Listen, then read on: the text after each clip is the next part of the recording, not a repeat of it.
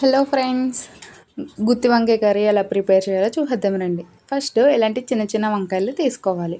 ఇవి బాగా వాష్ చేసుకుని క్లీన్ చేసుకుని పక్కన పెట్టుకోవాలి. తర్వాత స్టవ్ వెలిగించి ప్యాన్ పెట్టుకుని ఎండు కొబ్బరి, జీలకర్ర, మిరియాలు, దాల్చిన చెక్క, లవంగాలు వేసుకుని డ్రై రోస్ట్ చేసుకోవాలి. ఇలా కొద్దిగా ఫ్రై అయిన తర్వాత పల్లీలు వేసుకుని కొద్దిగా ఫ్రై అవనివ్వాలి. ఇవి ఫ్రై అయిన తర్వాత బిర్యానీ ఆకు వేసుకుని లాస్ట్లో స్టవ్ ఆఫ్ చేసే ముందు గసగసాలు వేసుకోవాలి. గసగసాలు చిడిపెట్లు అన్న తర్వాత మిక్సీ జార్లో వేసుకుని మెత్తటి పేస్ట్ సిద్ధం చేసుకోవాలి. తర్వాత మళ్ళీ కడాయి పెట్టుకుని ఆయిల్ వేసుకుని 2 ఆనియన్స్ ముక్కల్లా కట్ చేసుకుని వేసుకోవాలి. ఇది కొద్దిగా మగ్గనివ్వాలి. ఇలా మగ్గిన తర్వాత సాల్ట్, అల్లం వెల్లుల్లి పేస్ట్, పసుపు, కారం కూడా వేసుకుని పచ్చివాసన పోయే వరకు మగ్గనివ్వాలి.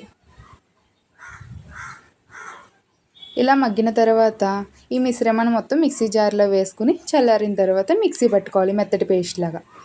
తర్వాత ఇలా కట్ చేసి పెట్టుకున్న